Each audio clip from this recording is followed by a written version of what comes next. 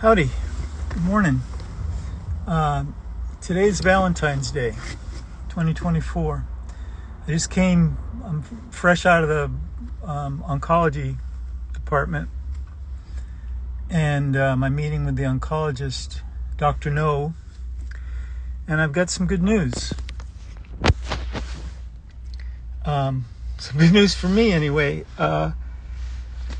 So I've been thinking this whole time that there were 6 infusions. There might be, but he's been thinking that this was my last infusion, this 4th infusion I'm supposed to have tomorrow. And there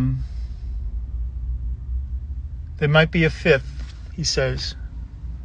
We'll see how things go.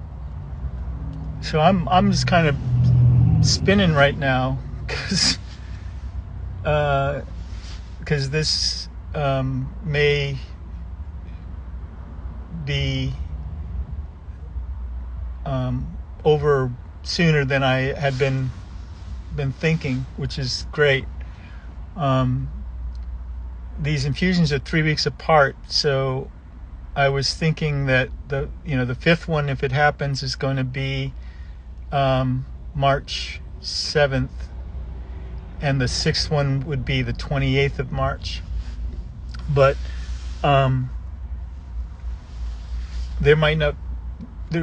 it's unlikely there'll be a 6th. And the concern is the amount of toxicity. It is cumulative, and so they want to try to mitigate that as much as possible, obviously. And we talked about things I can be doing to recover from this poison. And it turns out that it's exactly what I did the last time, which is soaking, because this oxaliplatin is a water-based. So the more you can soak it out, basically, and sweat it out, the easier it's going to be on your internal organs in the long run. So I'm kind of shaking right now because I just had this intense conversation with this brother, and I was able to deliver to him my take on dealing with the side effects of this drug. So if you've watched any of my other videos, you've seen me talking about some of these side effects and the triggers for the side effects and the way to mitigate those through humming and stimulating the vagus nerve through humming.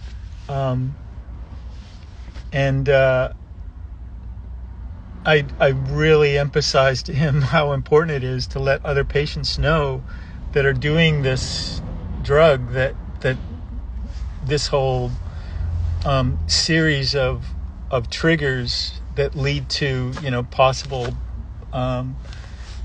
chest and heart lung distress, that for some elderly patients I'm sure it could have you're looking at the possibility of cardiac arrest, because that's sure as hell how it feels when it gets to that point. But it doesn't have to get to that point if you know what the triggers are, and that's what I was sharing with him. And so anyway, I'm kind of outside of myself right now. It's only 9 o'clock in the morning. I've been up for several hours getting here, and I've got some really good news. I was shocked. So I've been making it a point to go to the gym before I go to see him or the day of the infusion, to weigh myself naked. And it turns out I'm actually gaining weight. I weigh right now I weigh 182 naked. And if you've been following along, 2 weeks ago I weighed 174, and I knew that was a good thing, but I didn't know how good that was. What he said is that if you're losing weight, it's a sign that the tumor can be growing.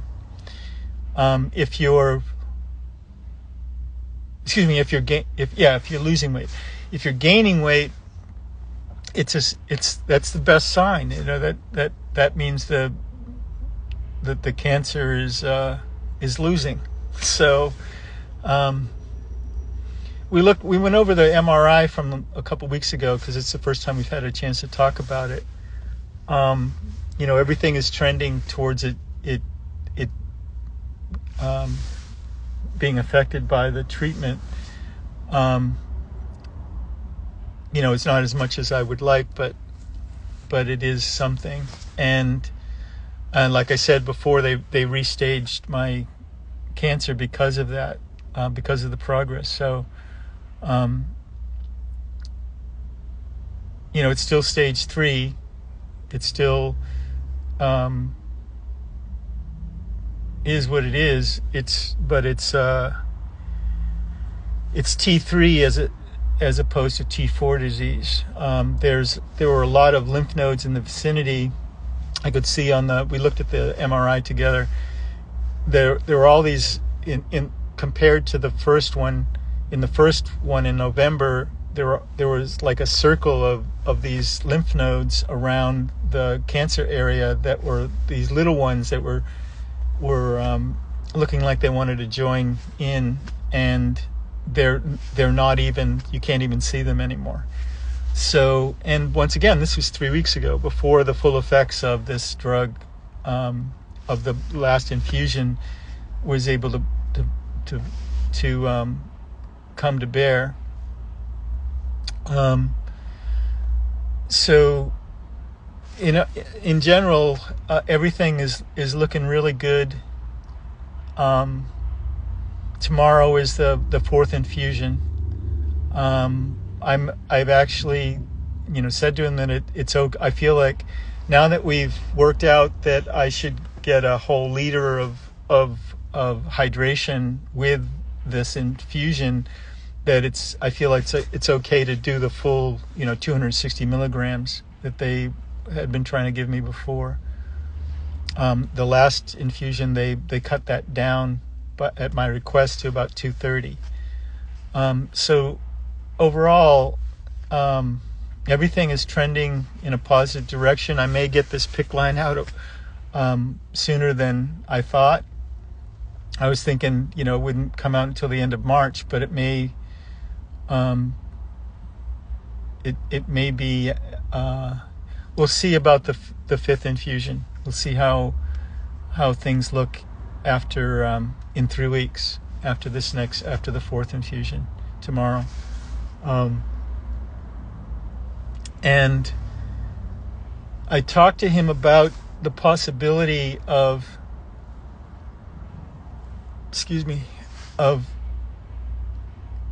starting the radiation sooner, so that it's overlapping the peak toxicity of all that we've been building up, with the chemo. Because I remembered that in my first go round in 2020, there was a period of 2.5 weeks where I was getting both the radiation and the chemo, and I think that is what the combination basically took out the support system of the cancer, and from which it never recovered. It just kept shrinking and shrinking and shrinking after that. And I told him, my goal is to not leave anything for the surgeons, and ideally to not have there be anything for the radiation oncologists. But the fact that it's in this last MRI, the there's a mass in the closest lymph node, and that mass hasn't changed. It didn't change size at all from November to 3 weeks ago, the MRI we did 3 weeks ago. So, and the lesion itself was basically, in terms of diameter, is about the same size. It's come down. It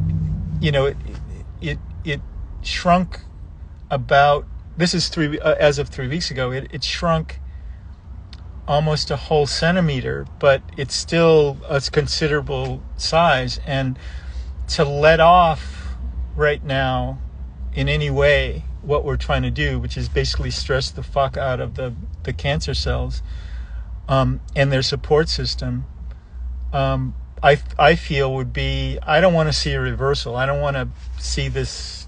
I don't want to give this cancer any chance to regain any strength. So while I would ideally want to avoid radiation, I expressed to him that I feel that it might be the best use of everything that we've done so far to try to have at least a short period where the radiation and the chemo are going concurrent. So we'll see how that goes. We talked about it. I'll do this next infusion and then we'll take another look. So anyway, I just wanted to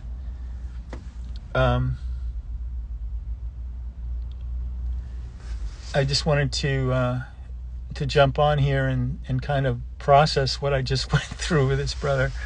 As far as, I shared with him that I've been every other day or so, I've been doing a little bit of jogging on the beach, and nothing crazy, just a couple 100 yards of agility work, and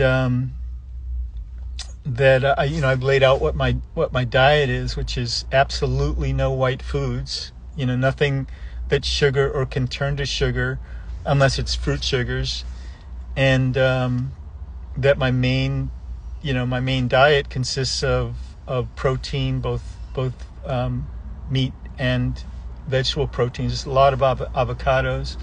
And just in the past week or so, week and a half or so, I've starting the day with watermelon, and so fruits are a big part. Fruits, salads, and protein are my main diet right now. So he's like, I wish more patients had the resources that you have to understand what we're trying to do here and employing it, because we both said the same thing, that it's a poison and we're trying to use it as medicine, right? But it has, if you don't use it right, it can bite you in the butt, basically. So anyway, I just wanted to share all that, and stay tuned. Tomorrow is, I told him about my fasting and stuff. So tomorrow, I'll start with the infusion. It starts around 1:00, scheduled for 4 hours, and then I'll be going right to the motel, and getting in the bathtub and soaking for about 4 hours or so, and fasting for about 48 hours, at least the first 48 hours. And every time I can fast, it puts more pressure on the cancer cells, which is what that's the whole philosophy of everything, is to stress the fuck out of them as much as we can. And so in the next week, as I'm finishing the capecitabine pills, I think today is the last day, and so I have 7 days before I start them up again. And so in the next week, I'll be fasting as much as I can stand. And, after the 48 hours, it'll be at least, 24 to 36 hours where I'll eat. And then I'll try to do 2 more fasts in that week. And, basically starving the cancer as I'm starving myself, So I'm using everything I can to take full advantage of the toxins that are in me now. And, the way that I've structured the capecitabine is I'm at peak toxicity for the capecitabine today. And that means that it's the most potent in me as we begin the next infusion, which is another octave of toxicity with regards to the oxaliplatin. So they'll be overlapping for a couple of days. And that's got to be a gut punch to the cancer. I know, because it's a gut punch to me. So anyway, that's all the news that's fit to print. Thanks for watching. Oh yeah, hold up, stop, David. So I did my blood draw yesterday, and this is some more good news. Ever since, for 6 months now, every time I do a blood draw, this creatinine is in the red. It's either, I think it's low, right? And that's a sign of dehydration, and it's one of the things that shows that you're dehydrated. But this blood draw yesterday, the creatinine it's the first time in 6 months where the creatinine was actually normal. It was like right in the middle.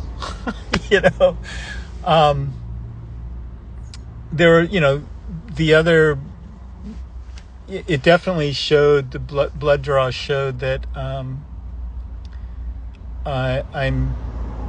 certainly immune compromised. The platelets are below normal, the white blood cell count is below normal. Dang, I meant to ask him. My red blood cell count is actually it's actually high. And I'm not sure what that means. I think it may be because I'm bleeding. And I think that the bleeding is maybe how the cancer's leaving. But if I'm bleeding, that means the lesion's still there. So until I stop bleeding, I'm not in any sort of celebratory mode, because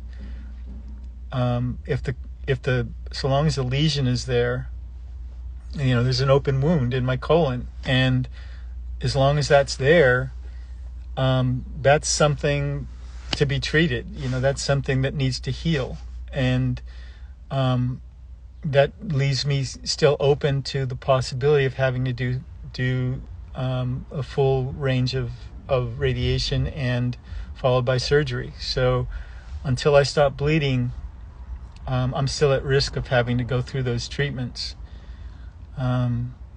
So that's what's up. But like I said, the blood work looks very positive. I sent it to my sister yesterday, my sister who's a dialysis nurse, who, if anybody knows blood, she knows blood. And she was like, this looks good. This looks good. I mean, aside from the fact that, I'm immunocompromised, the way it looks, though, I'm immunocompromised, but not very much. It's like I'm not like severely immunocompromised. And one of the ways I gauge things is how well I heal little bumps and bruises and cuts and stuff, right? So I've got this little cut on my finger, and it's healing normally. After the third infusion, I had, and the MRI, I had these two needle pokes in my arm, and they were taking a longer time. I mean, a week afterwards, they were still there. The blood draw that I had yesterday, I can't even find where that is on my arm. So, which is how I would normally heal. So I'm very encouraged by, how things are going. I'm still bleeding, so there's that. All right. So thanks for watching. Thanks for paying attention, and staying tuned, and happy Valentine's Day. Blessings and light. Let's have our little moment.